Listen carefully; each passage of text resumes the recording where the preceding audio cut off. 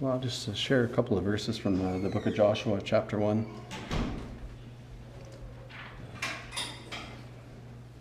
It's really encouraging. We can, like Tyler, we can overcomplicate things at times, right? I know I'm guilty of that. And when Brother Alan was here, it was so encouraging just to think about it. If we come in contact with Jesus, our life is going to change. It's impossible for our life to stay the same. If I'm connected and I have a relationship with Him, then these things are going to work themselves out. We don't have to make it more complicated than it is. And I was just reading this morning in Joshua, and I remember we used to go. It was Vision Quest then. You remember when we would go with Emmanuel and we would stop at the front of the property there, and then he would pray. And if I remember correctly, the Lord gave him a word, and it was from here. But it was every place that the sole of your foot treads. I have given you this land. And at the time, there was such a native influence there. There was the totem pole, there was the bear's head. They had the healing stick, they were doing smudging, they were all sorts of demonic things that was the power that was at that camp, and we would feel it, the day that we would have it to go to a meeting. I don't know about other people, but for me it was such a battle to go every time. I had such opposition. Spiritual oppression would come to try to keep us from going. And we would get on site there, and you would feel the presence of fear. You could feel the presence of the enemy there, and we were so happy we would leave. And we didn't see at the time, we didn't see that there would be a Joshua house there. We didn't see that totem pole was going to come down, but we just kept going.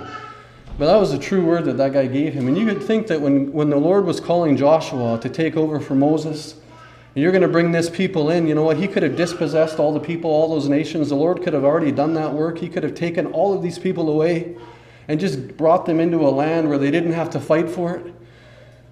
But that's not how God works. We have to be able to face the giants. And And when He's with us, I don't have to fear these things. I just have to trust in Him. And I'll just start in verse 1. It says, "After the death of Moses, the servant of the Lord, it came to pass that the Lord spoke to Joshua, the son of Nun, Moses' assistant, saying, Moses, my servant, is dead. Now therefore arise, go over this Jordan, you and all this people, to the land which I am giving to them, the children of Israel." And I think that, that must have been such a monumental thing. You imagine hearing that from Joshua, because Moses was everything to him. He was Moses' assistant. He would just sit there and I imagine that, what are you asking me to do? Of myself, I can't do this. I'm not Moses, I'm just Joshua. But no, because who the Lord calls, the Lord will bring it to pass. And I was just encouraged by that, that every place that the sole of your foot treads, I have given you this. But that means that, you have to walk.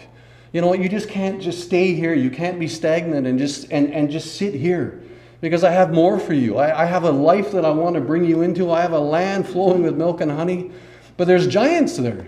We have to be willing to face the giants. And I think about, when David came to go and bring cheese and bread and to get a report for his father to see how his brothers were doing, there was the army of Israel on one side, there was the Philistines on the other side. And every day this Goliath would come out and he would mock the children of Israel. These are God's people. These were God's people, but for whatever reason, they didn't have faith to face one giant.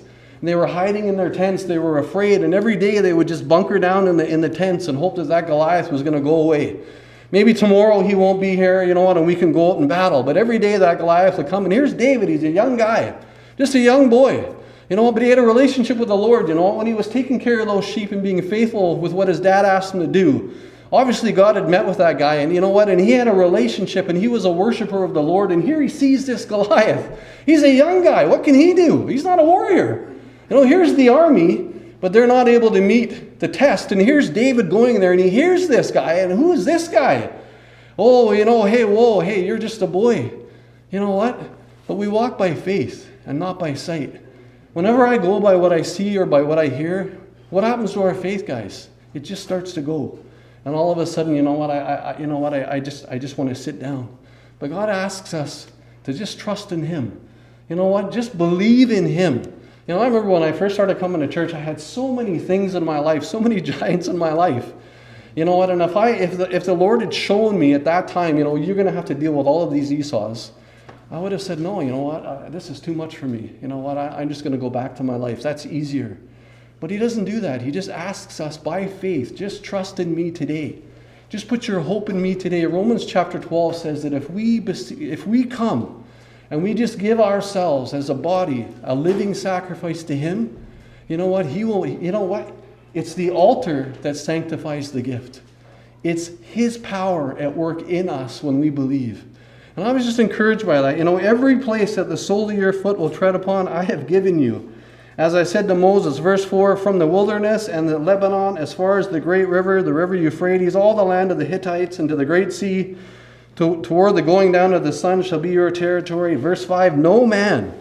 That's such an amazing promise. No man, or for us, we don't fight flesh and blood, but we have spiritual enemies. No enemy shall be able to stand against us all the days of our life. As I was with Moses, so I will be with you. I will not leave you, nor forsake you. Be strong and of a good courage, for to this people you shall divide as an inheritance the land which I swore to their fathers to give them. Only be strong and very courageous, that you may observe to do all according to the law which Moses my servant commanded you. Do not turn from it to the right hand or to the left, that you may prosper wherever you go. You could see, the Lord, the very first thing that they faced was Jericho, so it was impossible for them to get to victory, but the Lord did it. And the very next city that they came to was such a little city in comparison to Jericho, but they were defeated. They weren't able to, he even sent out such a small number of people because it was such an insignificant thing, but they were defeated because there was sin in the camp. And that's the thing like you talked about, sin separates us from God. Here they are expecting such an easy victory because, they didn't have to do anything with regards to Jericho. The walls came down, God did it, and here's little Ai. But because there was sin in the camp, they couldn't stand before their enemy. And it's the same thing for us today. We deal with the convictions on our heart. If we honor the convictions that the Lord gives us, it'll go well for us. Now, we don't have to overcomplicate it. We just have to obey what we know to do, what the Lord has given us light on. We have to walk in that light. I'm just so encouraged that, we just want to have a relationship with him, and good things are going to come. Amen.